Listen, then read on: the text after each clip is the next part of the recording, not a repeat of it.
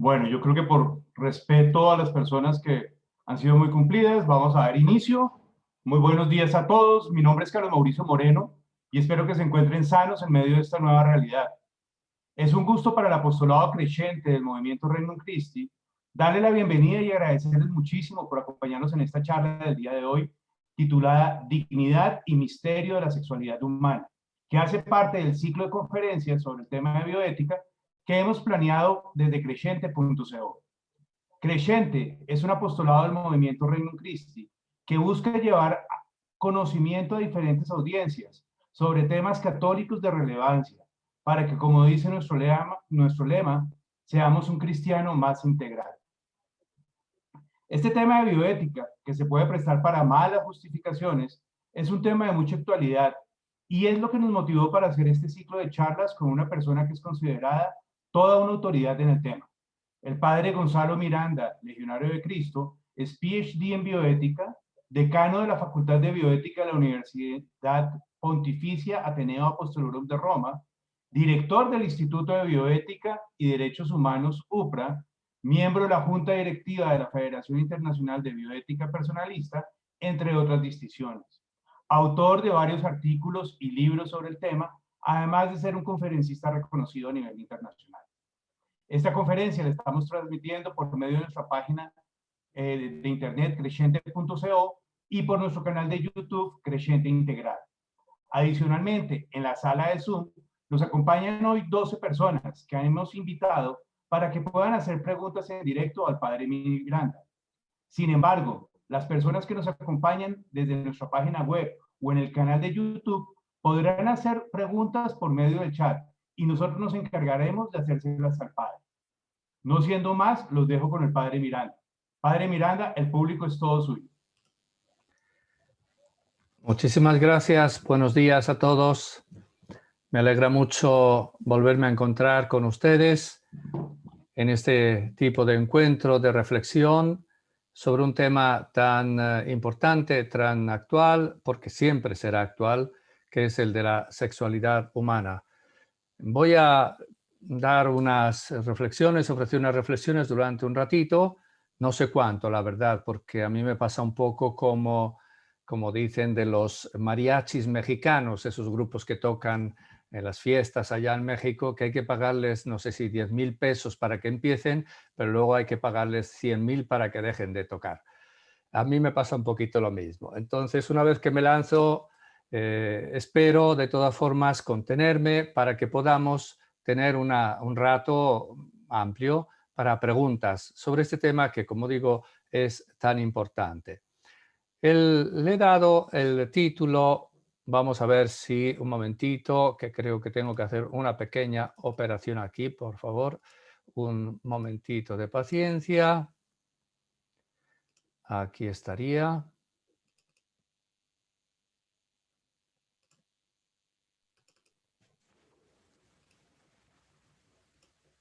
Ahí está.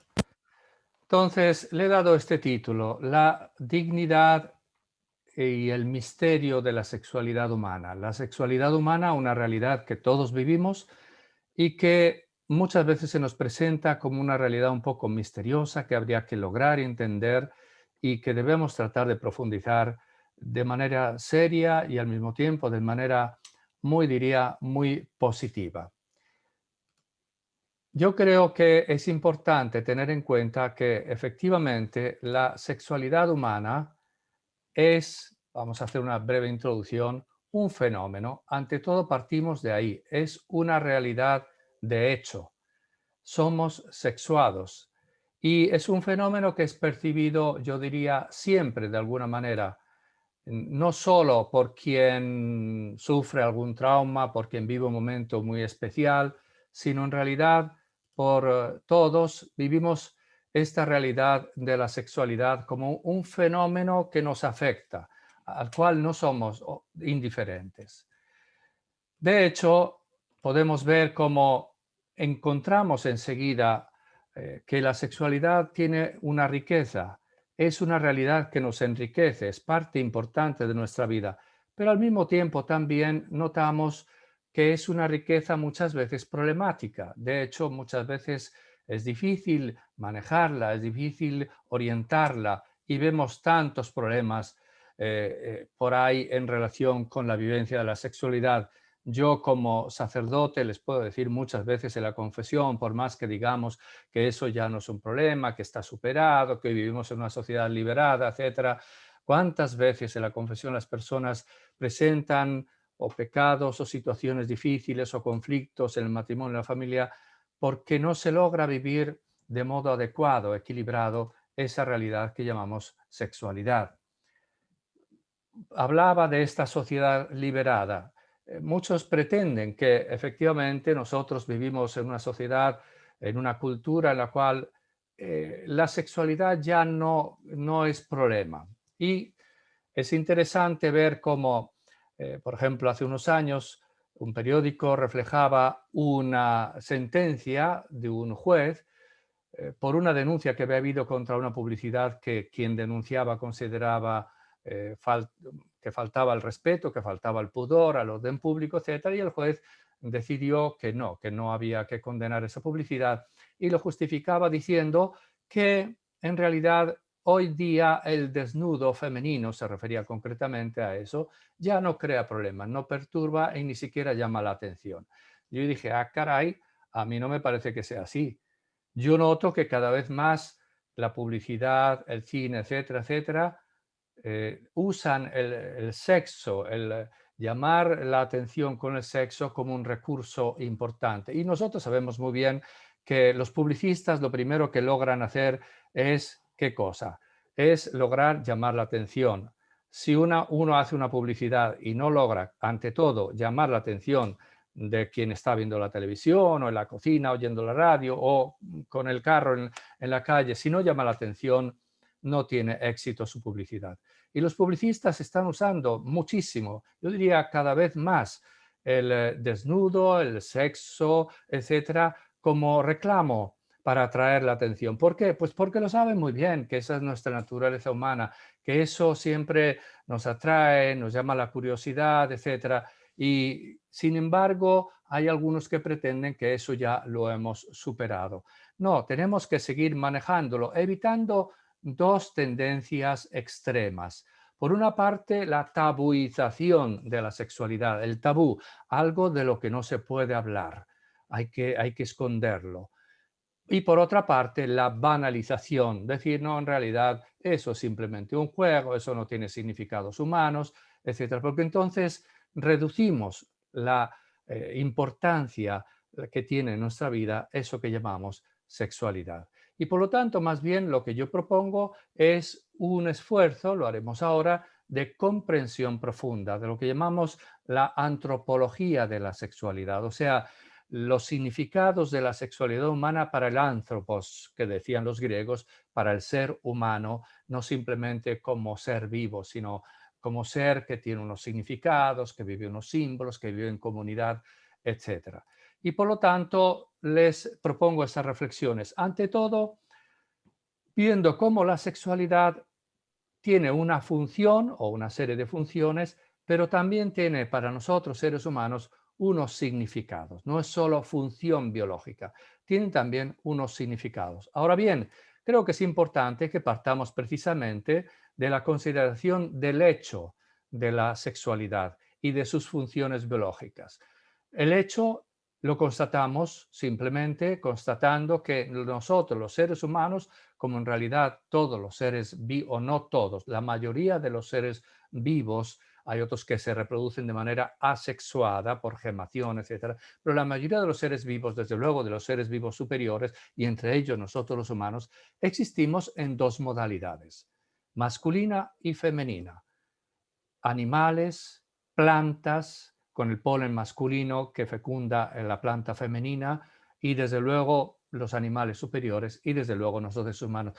Nosotros seres humanos existimos como hombre y como mujer en dos modalidades de ser lo mismo, de ser seres humanos, o sea, personas humanas. La modalidad masculina y la modalidad femenina. Y este ser binomio, por así decir, masculino y femenino, en los seres vivos y también en nosotros los humanos, tiene una grandísima importancia en el ámbito biológico. Sabemos, por ejemplo, cómo es muy importante para la reproducción sexuada, para el mantenimiento de la salud de la especie, precisamente porque hay unos genes que son o caracteres dominantes y unos genes o caracteres recesivos, y con la reproducción sexuada, es decir, la reproducción a través del encuentro de un individuo de esa especie masculino y un individuo de esa especie femenino, se da una especie de, como es volver a barajar la baraja de cartas, por así decir, para volver a mezclar los genes, de forma que eso ayuda a mantener la salud biológica en la especie, en los individuos que luego son generados de esa manera. En los animales ahí queda la cosa. En los animales la sexualidad, como también en las plantas, en muchas plantas, etcétera, tiene una función biológica muy importante y la tiene también en nosotros humanos. Nada más que en nosotros, seres humanos, además de la función biológica, descubrimos en la sexualidad también una importancia antropológica, es decir, de nuestra comprensión y de nuestra vida como personas y no solo como seres vivos. Ese fenómeno del ser sexuado, y por ser sexuado entiendo ser masculino o femenino, y también entiendo que masculino y femenino tenemos toda una serie de estructuras biológicas y anatómicas, toda una serie de tendencias, toda una serie de impulsos, toda una serie de orientaciones que nos llevan al encuentro con un ser de la misma especie, pero del otro sexo. Este ser sexuado, ser masculino o femenino, y todas las tendencias que están ligadas a ese fenómeno, lo que llamamos la esfera de la sexualidad. Ahora bien, es interesante ver que este es un fenómeno fuertemente percibido por todos, por todo individuo, también por aquellos que dicen, no, que ya estamos liberados, que ya esto lo hemos superado, lo manejamos como queremos y no tenemos ni tentaciones, ni inclinaciones difíciles de manejar, etcétera. Simplemente eso no es verdad, basta que seamos sinceros y lo reconozcamos. Yo me acuerdo lo que me contó una vez un compañero que trabajaba entonces en Secretaría de Estado aquí en el Vaticano, y estaba en una recepción diplomática y estaba en una gran sala donde había unas señoritas que pasaban con unas bandejas con bebidas, algún pastelito, etcétera, etcétera. Y este padre estaba hablando con un diplomático, un ex diplomático ya mayor que tenía 80 años, y pasó una señorita muy bella, muy guapa. Este hombre se le quedó mirando, la siguió con la mirada, vio que el padre sonreía cuando viendo cómo se le iba la mirada, y él se rió y dice, sí, sí, ya lo sé. Dice, es curioso, todavía me atraen las mujeres, aunque ya no me acuerdo por qué. Era un modo de bromear, ya no se acuerda por qué, pero le siguen atrayendo. Es algo que nos llevamos siempre, desde que se despierta en la pubertad, en la adolescencia, nuestra sexualidad, nos llevamos siempre. Uno a lo mejor piensa, habiendo hecho el voto de castidad, como en mi caso, comprometido ante Dios y ante los demás con el celibato sacerdotal, uno diría, bueno, vamos a, en fin, a hacer la batalla, ser fieles, etcétera, y ya cuando lleguemos a los 40 años ya la cosa se va a calmar. No se calma para nada. O sea, seamos sinceros, es algo que llevamos dentro con una fuerte impulsividad, como diré más adelante. Y entonces, ¿qué significa esto? Que este fenómeno es percibido, pero no solo es percibido como una atracción, etcétera, sino como algo que tiene una importancia para nosotros. Y esto notamos que se da en toda cultura y en toda religión, no en poblaciones de religión cristiana o musulmana, no, en todos los que cultivan la así llamada antropología cultural, que estudia las costumbres de los antiguos, etcétera, reconocen siempre que ha habido siempre una presencia de este fenómeno como algo importante para las poblaciones. El esfuerzo de comprensión, por ejemplo, los mitos. ¿Qué son los mitos? Esos mitos antiguos que imaginaban el surgir de la sexualidad por el rapto de los dioses, de las sabinas, etcétera, etcétera. ¿Qué es eso? El mito es un intento, de algún modo, a través de la literatura, con simbología, de entender algo que se presenta como casi misterioso, algo como que se nos escapa, no sabemos definirlo bien. Y entonces el mito, con su simbología, ayudaba sobre todo en las culturas antiguas para tratar por lo menos de enfocarlo, de entender un poco. Y es algo que encontramos en todas las culturas y en todas las religiones, este recurrir a mitos en relación con la sexualidad. Pero también no solo tratar de explicar el fenómeno de la sexualidad, sino también tratar de regularlo.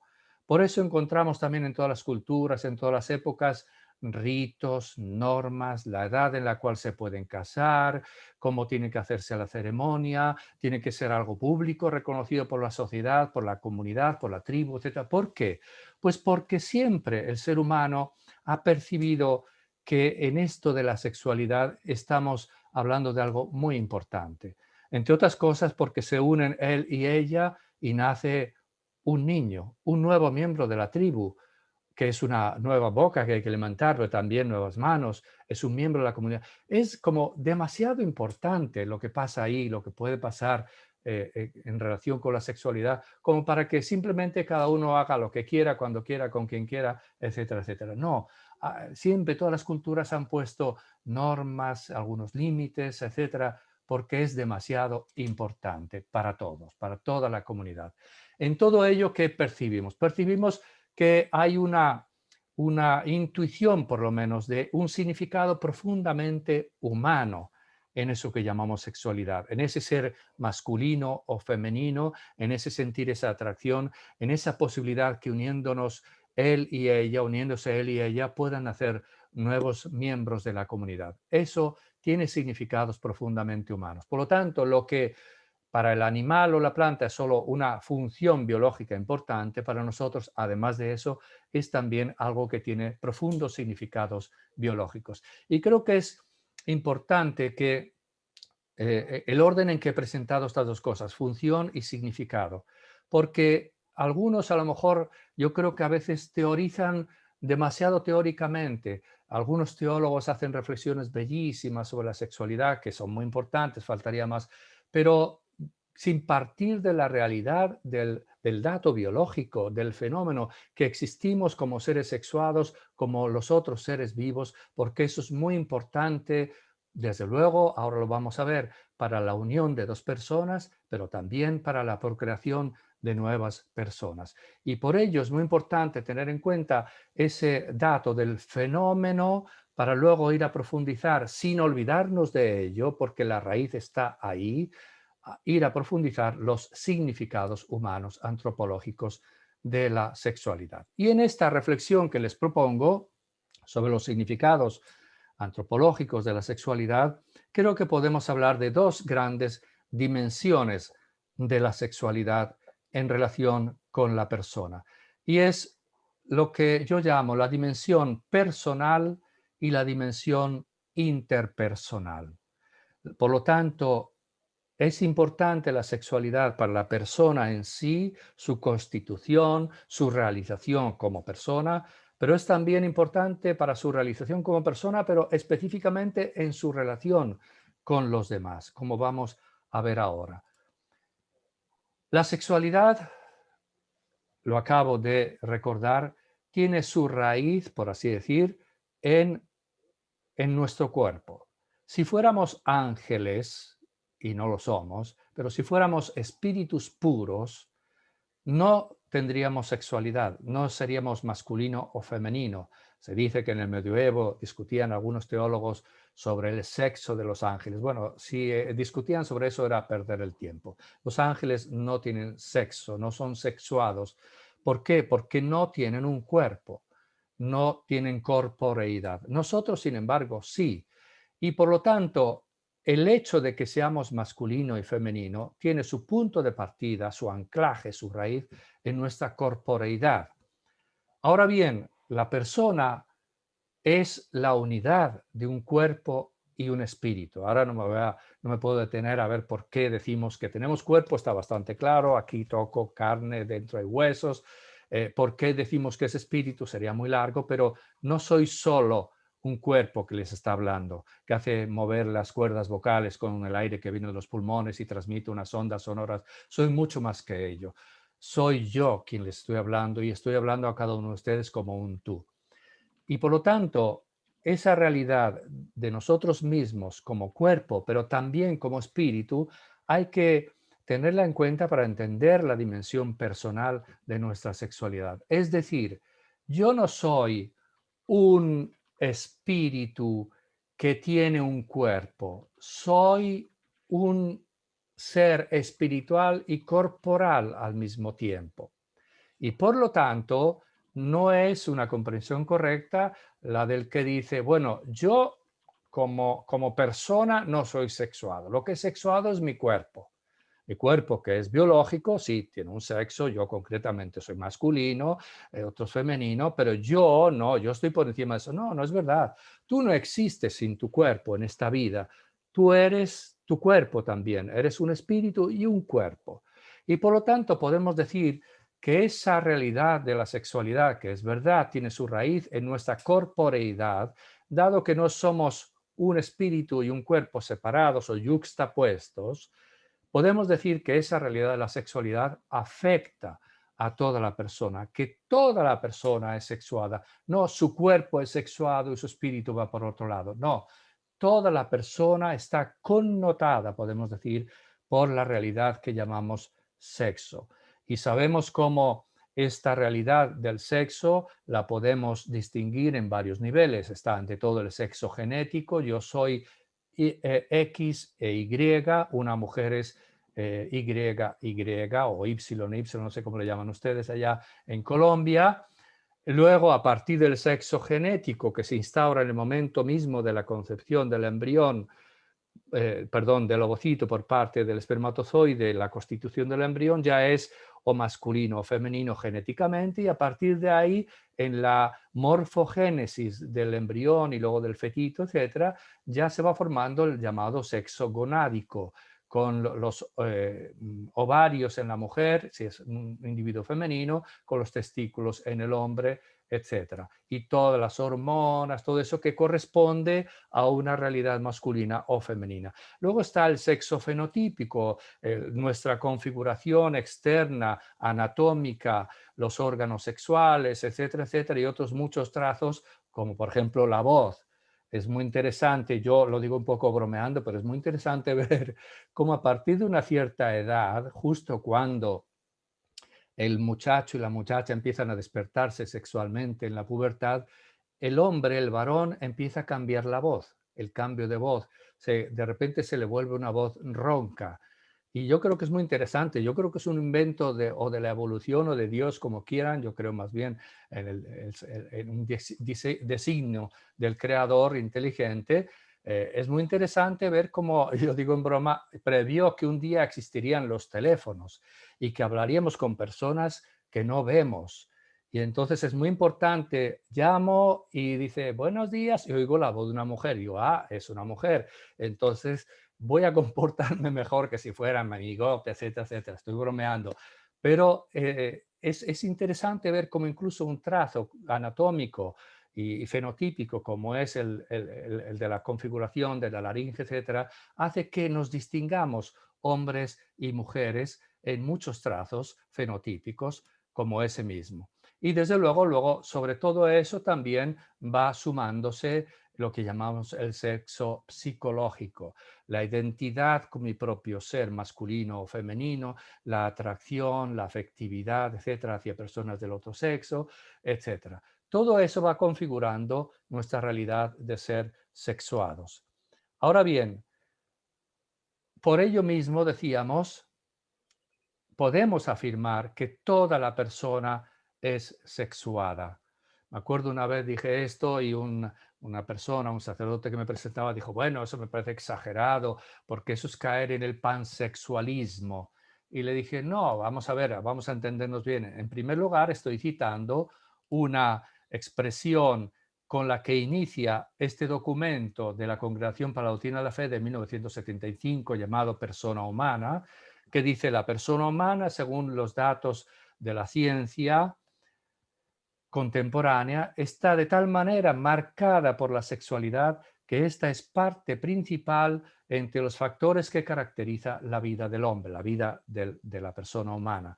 Es decir, toda la persona humana está connotada desde su cuerpo hasta incluso su modo de rezar, su modo de dirigirse a Dios, su modo de tratar a los demás, está de algún modo connotado, no digo determinado totalmente, es decir, aquí lo que hay que evitar es caer en esa visión pansexualista que denunciaba ese sacerdote con razón, que tiende a reducir todo a la sexualidad. Una cosa es decir que toda la persona es sexuada y otra muy distinta es decir que la persona es solo su sexo. Como un poco vino a decir el freudismo, el psicoanálisis freudiano viene a decir eso, a reducir de algún modo todas las tendencias del ser humano a impulsos sexuales, a la libido. Todo se explica por la libido. El arte, si es buen matemático, su relación con los demás, desde luego el ejercicio de la sexualidad, etcétera, e incluso la mística, todo se explica por la sexualidad. Recuerdo, yo estaba trabajando sobre este tema hace años cuando leí un artículo en un periódico acá en Italia de una psicóloga, de una psiquiatra, psicoanalista, que decía efectivamente eso, todo se explica por la sexualidad. Incluso llegaba a decir una cosa que me pareció bastante burda. Dice, incluso un partido de fútbol se explica con la sexualidad, porque ¿en qué consiste? Sus palabras, en un periódico importante, el Corriere della Sera, acá en Italia un periódico importante, se explica un partido de fútbol todo lo que significa eso, por qué atrae a tanto a la gente, porque todo el juego consiste en tratar de penetrar la portería contraria, decía, del equipo contrario. Y cuando lo penetra se da una especie de orgasmo, todo el público, etc. Yo leí aquello y dije, hombre, me parece bastante exagerado, ridículamente exagerado. Entonces, una cosa es decir, como dice, persona humana, que toda la persona está configurada por la realidad de la sexualidad, y otra cosa es decir que se reduce a eso. Entonces, esto significa, esta afirmación de que toda la persona, no solo su cuerpo, está connotada por su dimensión sexual, significa que su sexualidad o mi sexualidad está en el orden del ser y no del tener. Es decir, yo no tengo un sexo, porque tampoco tengo un cuerpo, como tengo una chaqueta, un saco, y me lo quito y me lo pongo. Eso me pertenece. Mi cuerpo no es un objeto que yo tengo y del cual dispongo como quiera. Por lo tanto, la sexualidad, como mi misma corporeidad, se da en el orden de ser. Yo soy sexuado, no simplemente tengo un sexo. Es decir, el ser sexuado forma parte de mi existir como persona. Yo soy persona sexuada, persona masculina, persona con estas tendencias. Por ello mismo, mi sexualidad no es un objeto que yo poseo, del cual puedo hacer lo que me dé la gana, como podría hacer con la chaqueta. A lo mejor hago una tontería, pero hago lo que me dé la gana. Sin embargo, no es así con mi cuerpo y no es así con mi sexualidad. No es algo banal el ser sexuado y los significados humanos de mi sexualidad. Y por ello mismo podemos decir también que la dignidad de la persona permea también su realidad sexuada. Yo debo respetarme a mí mismo y respetar a los demás como personas. Eso significa respetarme y respetar a los demás también en su corporeidad. Si le doy una bofetada a uno, ofendiéndolo y haciéndole daño, no puedo decir, no, yo nada más toqué su cara, yo no le toqué a él. No, tú le has tocado a él, le has ofendido a él como persona. Y lo mismo con la sexualidad. De algún modo, abusar de la sexualidad propia o del otro es abusar de la persona, de la propia persona y del otro. Y también, repito, de la propia persona, porque si yo soy una persona digna de respeto, precisamente porque soy persona, no puedo simplemente decir que los demás me deben respetar. No, debo concluir que yo también me debo respetar. Si soy digno de respeto, no es solo ante los demás me respetan. No, yo debo, el primero que debe respetarse soy yo debo respetarme. Y por lo tanto, si mi ser sexuado es parte de mi persona, debo respetar los significados humanos de esa realidad de mi sexualidad. Y vamos a la otra dimensión, la interpersonal, y luego haré nada más unas últimas reflexiones. La dimensión personal, toda la persona es sexuada, por lo tanto estamos hablando de algo que connota, que realiza la persona como tal, como persona en su ser, y no como algo que tiene. Pero además hay una dimensión interpersonal. Hemos hablado antes de el ser sexuado como dos modos complementarios de ser persona masculina, ser persona femenina, hombre y mujer. Pero no son simplemente dos modos distintos, son también dos modos complementarios. Y esto es muy importante. Son dos modos que, por así decir, están como hechos el uno para el otro, para el encuentro con el otro. Piénsenlo incluso desde el punto de vista meramente anatómico, fisiológico. Resulta que en el modo de ser humano masculino hay unos testículos, hay un pene, sin embargo no hay útero.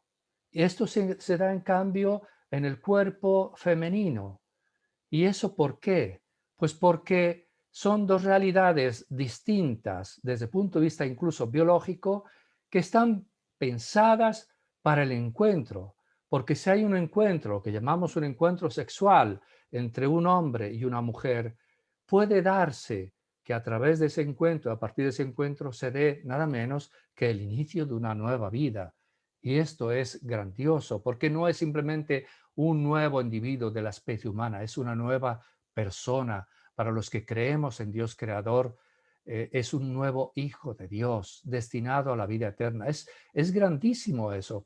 El ser masculino con sus trazos anatómicos, el ser femenino con sus trazos anatómicos y con sus características fisiológicas y psicológicas e incluso diría espirituales propias del hombre y de la mujer, son dos modos de ser no solo distintos, sino hechos para el encuentro del uno con el otro.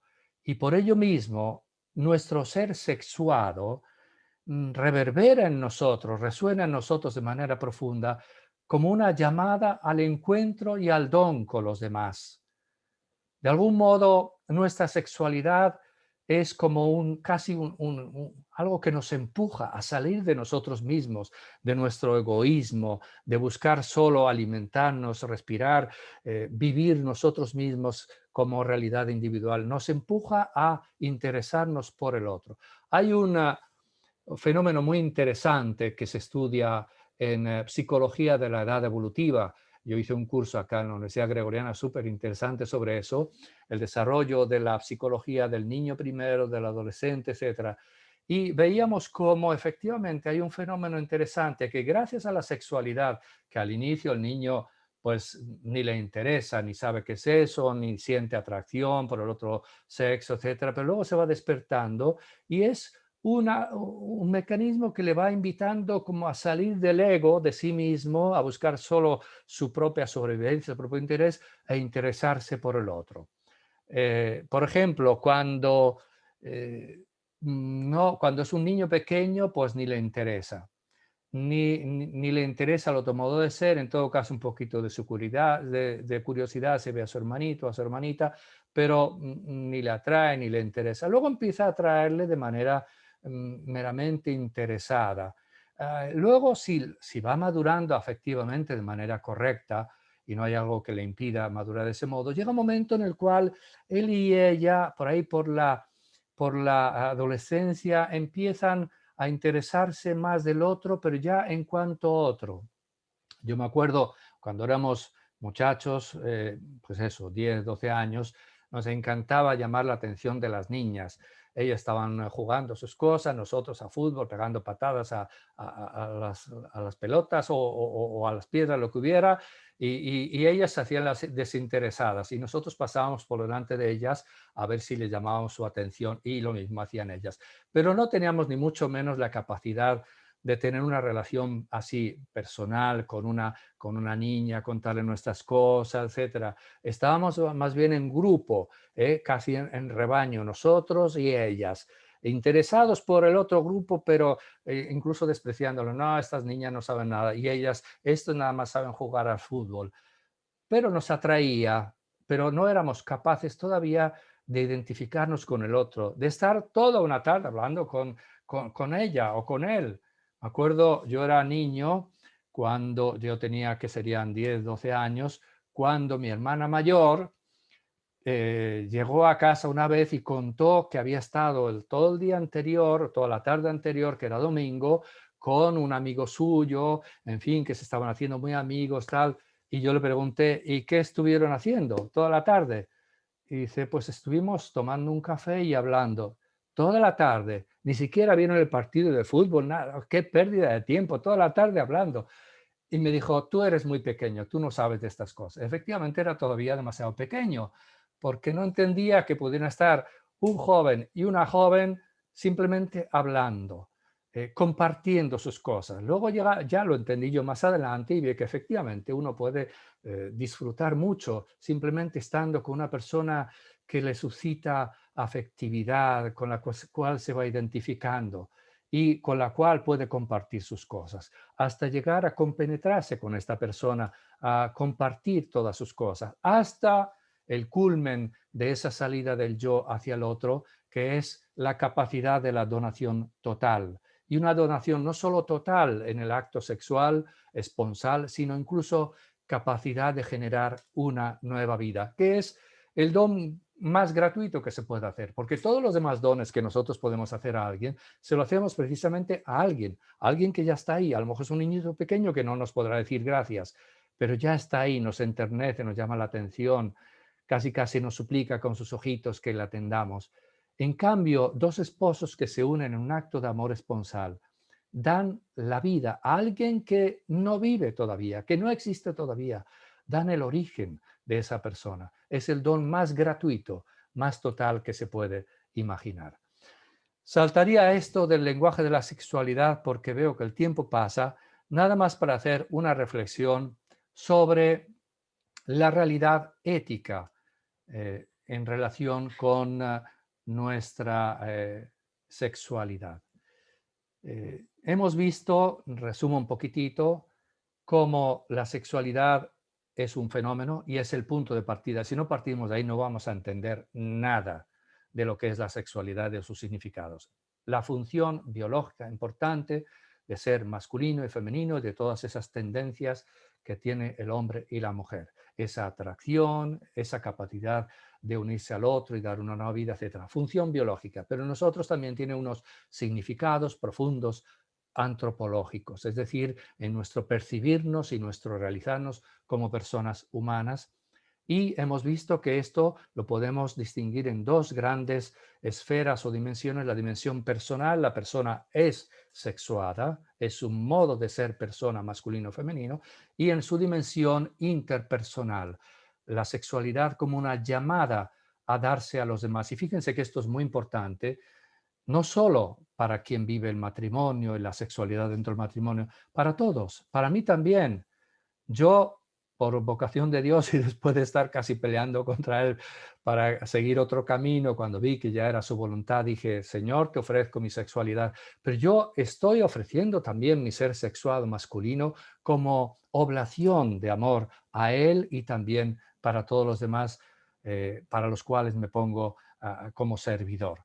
Esto es un modo también, como dijo de manera bellísima el Papa Juan Pablo II, un modo de vivir incluso mi corporeidad sexuada en la renuncia voluntaria por amor a Dios y a los demás. Y es muy importante esta llamada de la sexualidad a abrirse al otro, no solo para quienes viven juntos, comparten, hacen una familia, comparten en su relación sexual, su cuerpo, etcétera, sino también para esa maduración afectiva de la persona, gracias a la cual, a esa maduración, somos capaces de abrirnos al otro. Ya no es necesariamente a ella o a él, sino también al otro, a la otra, a los demás. Nuestra capacidad de ser solidarios, de acoger a los demás, incluso a personas que no conocemos, todo eso se enriquece muchísimo gracias a este impulso de la sexualidad que nos va sacando de nosotros mismos y ayudándonos a relacionarnos, a abrirnos, a acoger a los demás.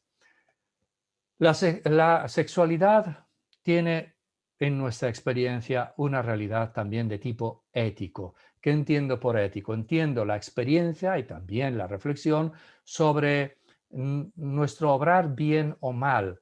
lo que es justo o injusto, lo que es correcto o no correcto, lo que es bueno o no es bueno.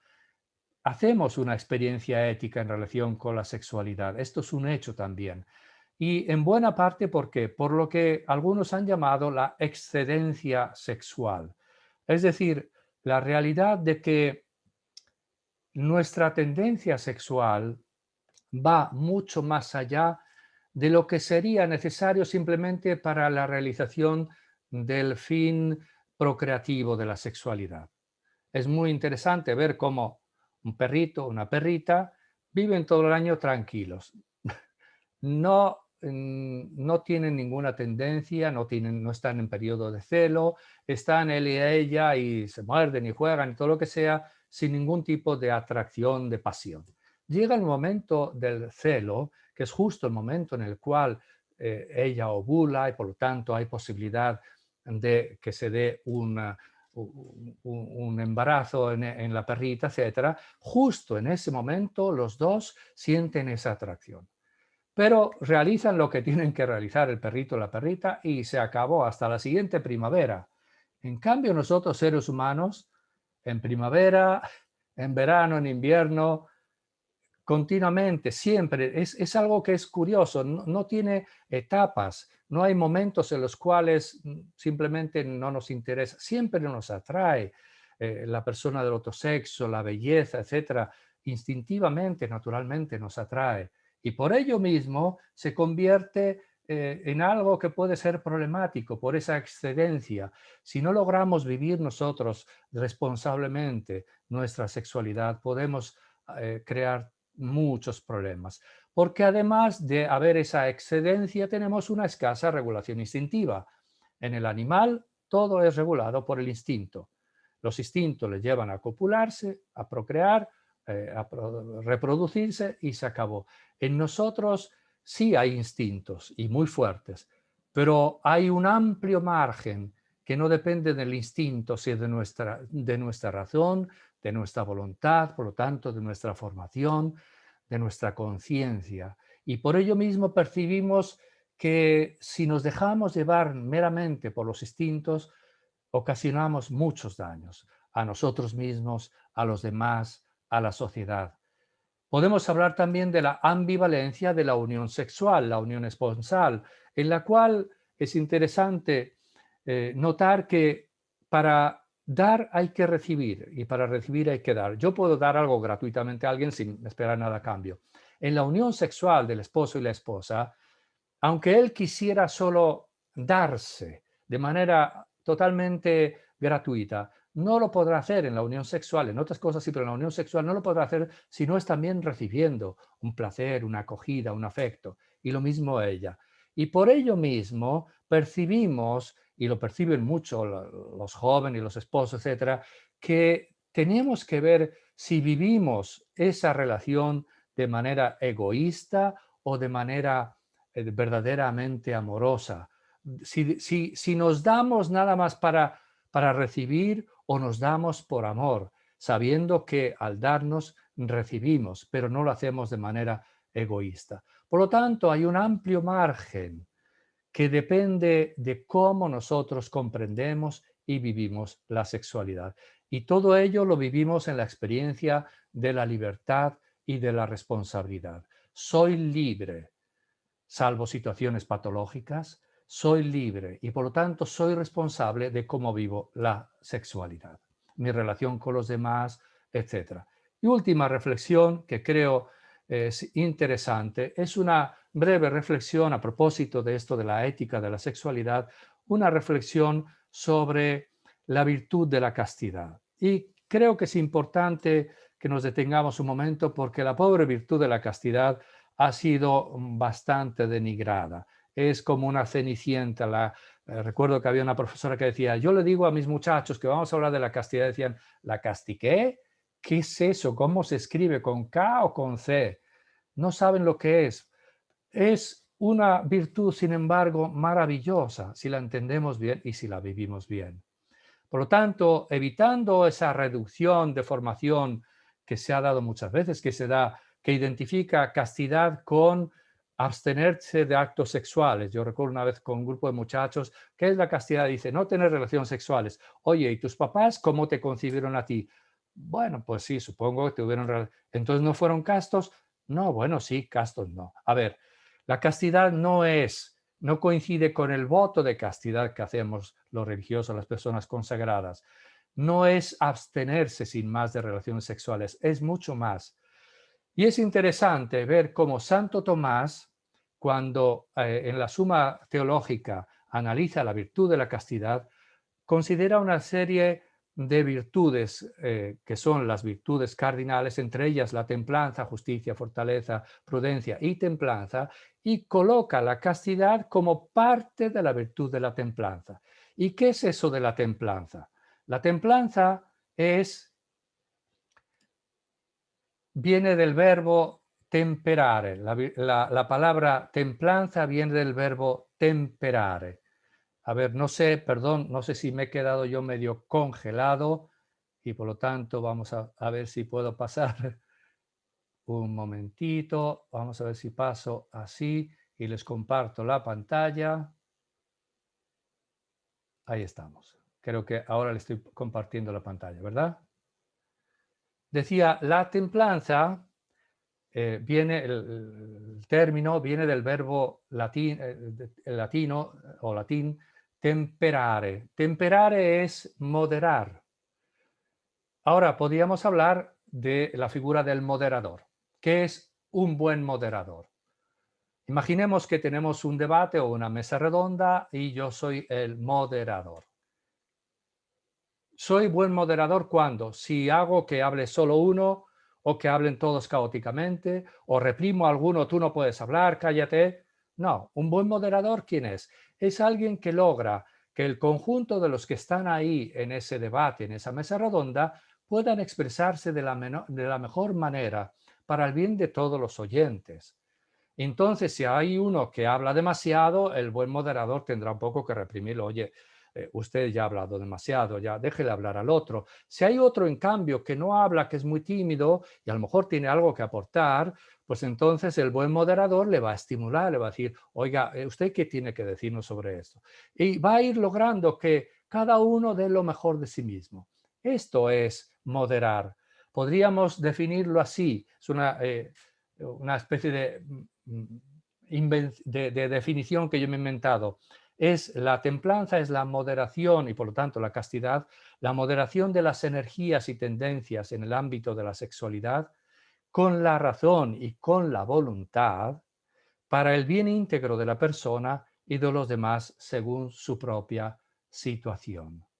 Es decir, no se trata de reprimir, no se trata simplemente de estimular. Según la situación, la persona con su razón y su voluntad tendrá que decir, bueno, ahora tengo que encauzar esto y a lo mejor tengo que frenar.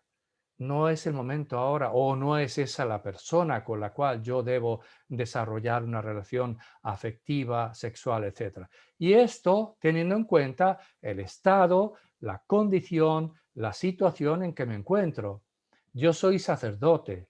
A mí Dios me ha llamado a una vocación celibataria como consagrado en el voto de castidad y por lo tanto me pide que yo viva mi sexualidad, mi corporeidad y mi atracción sexual, etcétera, de otro modo, que lo encauce de otro modo.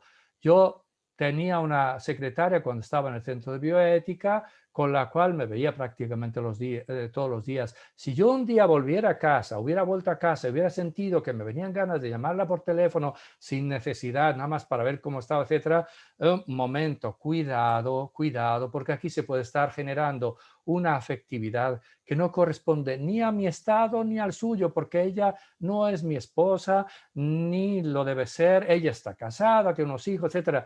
Entonces, teniendo en cuenta quién soy yo, quién es la otra persona, en qué circunstancias nos encontramos, yo tendré que moderar de manera distinta mis tendencias. A veces habrá que frenar esa tendencia, a veces habrá en cambio que estimular Lo que pasa a veces con los esposos, y los esposos ustedes lo perciben, a mí me lo dicen tantas personas, pues a lo mejor es que tengo dolor de cabeza, pero resulta que él quisiera poder expresar su amor con una relación sexual ese día, etcétera, o en esos días, pero no, todos los días tiene dolor de cabeza. Bueno, sí, de acuerdo, pero tú te has dado a él, conviene que incluso te estimules, que trates de darte a él, porque es parte de la donación que se han hecho el uno a la otra. En cambio, habrá momentos en los cuales, por algún motivo, porque tiene una enfermedad, porque no es el caso, porque hay que evitar un embarazo ahora, pues a lo mejor, sobre todo pasa al varón, que es más irruente, más impulsivo en el ámbito de la sexualidad y en muchos otros ámbitos, pues a lo mejor el varón tiene que decir, un momento, me tengo que de algún modo reprimir, tengo que reorientar, y entonces pues no sé, me voy al balcón, me fumo un cigarrito, me distraigo, pero no puedo simplemente dejarme llevar por mis instintos, porque ese dejarse llevar por los instintos es causa de tremendos males y lo sabemos todos. Y por lo tanto, tenemos que ver la virtud de la castidad como una virtud eminente positiva que ayuda a todos a la verdadera realización de cada uno como persona y también de cada uno en su relación con los demás. Yo creo que es importante no solo reflexionar sobre esto, no solo vivirlo, sino también explicarlo a los jóvenes, explicar la belleza de la sexualidad como realidad casi misteriosa del ser humano, con una grandísima dignidad, pero que es una riqueza un poco problemática, que tenemos que manejarla nosotros con la virtud de la castidad en la situación en la que nos encontremos. No es lo mismo si soy un jovencito, si soy novio de ella, si soy casado, y si soy casado no basta que esté casado, no estoy casado con ella, no con la secretaria, cuidado. Entonces, las circunstancias, la situación, etcétera, nos tienen que llevar a que nosotros, con los instrumentos que tenemos, que son nuestra razón y nuestra voluntad, orientemos esas fuerzas, esos instintos, para que de verdad podamos encauzar esa gran riqueza, esa maravillosa riqueza de gran dignidad que llamamos sexualidad humana. Bueno, y con esto he terminado, y si hay preguntas o comentarios, con muchísimo gusto a su disposición.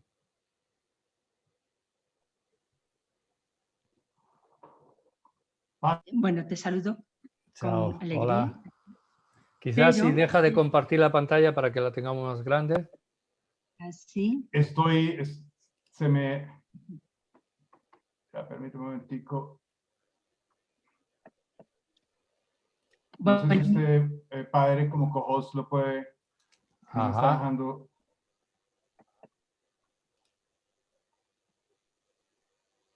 ujú. creo que ahora. Aunque bueno, no pasa Bueno, nada, no molesta. ujú. De todas maneras, bueno, yo quería hacer una pregunta. Por ejemplo, una señora ya embarazada del 7º hijo y procuran usar, todos han tenido la precaución de usar métodos naturales todas las veces y sienten que todo les ha fallado, ¿no? Rebajan ya su nivel de vida, su estatus, cambian a los hijos a colegios más baratos, prescinden de la ayuda en la casa de servicio, pero ahorran muchos viajes, etcétera, y sienten por otro lado que psicológicamente ya no pueden más con tantos. Entonces, hay quien les está diciendo que hay claridad moral, pero hay atenuantes en ciertas circunstancias como esto, y entonces como que tendrían permiso. O le recomiendan que ahora ella que tenga su 7º hijo, pues se opere, o que el hombre se haga la vasectomía. Ella ha cuidado siempre mucho que su marido se forme, porque ella ha sido muy bien formada, pero él no. Y él está también diciendo, bueno, pues me opero yo, pero aquí, ¿cómo se puede manejar esta situación? Esa es una pregunta y tengo una segunda luego. Bueno, vamos con la primera, aunque en realidad no la voy a responder. Voy a hacer algún comentario, pero ¿por qué no voy a responder de manera específica? Porque es un tema que tiene que ver, desde luego, está conectado con la sexualidad, con el tema de hoy, pero es el tema de la anticoncepción. Lo que sí puedo decir es que en la comprensión de la moralidad o inmoralidad, de la anticoncepción y por lo tanto también de la esterilización anticonceptiva, tiene que ver con lo que hemos estado diciendo hoy y con otras reflexiones sobre el lenguaje de la sexualidad, lenguaje unitivo, lenguaje procreativo, etc. Eso nos puede llevar a entender cómo debe ser vivida la sexualidad esponsal como realidad de unión de los dos esposos, pero también de unión que es procreativa o de procreación que es unitiva.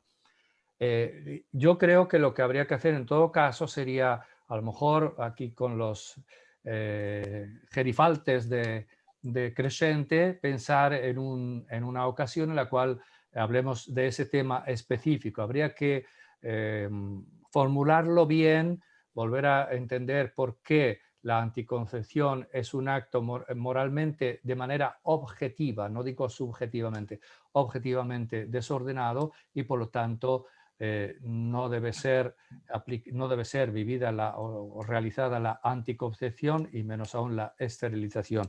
Has dicho una cosa que es interesante. Dices que hay quien dice que serían atenuantes. Atención, un atenuante significa, quien dice que hay un atenuante en relación a un comportamiento, significa que está reconociendo que ese comportamiento está mal. Si no, no se habla de atenuantes. Si yo soy virtuoso y hago el bien, no hablamos de atenuantes. Se dice atenuantes cuando se reconoce eso está mal, nada más que en esta situación habría un atenuante. Eso significa que sigue estando mal, pero a lo mejor la responsabilidad personal está disminuida. Puede ser la persona que roba por necesidad, por hambre, o la persona que no está muy bien de la cabeza y hace algo que está mal objetivamente, pero tiene el atenuante de no ser plenamente libre, por tanto, plenamente responsable de lo que hace.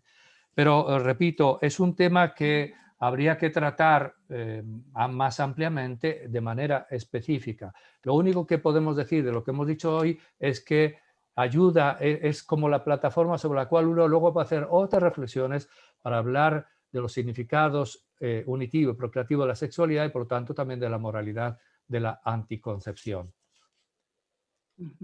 Muy bien. ¿Puedo hacer la segunda pregunta? Sí, entonces, claro. la vez anterior, una señora había preguntado sobre los temas ahora de inseminación artificial y todo esto cuando al revés quisieran poder tener hijos y no pueden. Entonces, este tema, que por un lado la moral nos habla claramente, pero por otro lado esa angustia de padres, bueno, este tema. Claro, Gracias. ahí estamos más o menos en la misma dinámica, es decir, es un tema específico que requiere que se explique bien y de hecho está puesto en el programa que acaban de mencionar para, si no me equivoco, para enero. Hablaremos de eso, hablaremos, por ejemplo, veía que alguien escribía en el chat, no sé bien a propósito de qué, pero hablaban de naprotecnología. Efectivamente, cuando hablemos de eso veremos cómo hay una metodología que se llama Naprotechnologies que ayuda mucho a las parejas a tener el hijo deseado que no llega de manera natural sin ninguna ayuda. Con esta ayuda que es de tipo totalmente aceptable moralmente, etcétera, y con otros tipos de ayuda, no solo ese, se puede ayudar a las personas a que intenten tener el embarazo, el hijo que no logran tener. Pero también ahí eso requeriría un curso, pero bueno, por lo menos le dedicaremos una sesión. Así que lo veremos, si Dios quiere, en enero. Okay. Padre, muchísimas gracias. No sé si usted pudiera tratar de ayudarme a quitar el compartido de pantalla, que no me A ver me si dice Zoom que está. A ver, es que... Sí, un momentito, ¿eh? Según esto, yo le he dado Stop Participating Sharing. Stop Participants Sharing. Le he dado, Ok. pero no lo logro. Parece que no se No, quiere ir. está congelada, pero bueno, no importa. Teníamos una tercera pregunta, Sí, ¿cierto? En la sala de Zoom, que alcancé a verla, porque creo que es de un médico del movimiento. ajá. Por favor, adelante.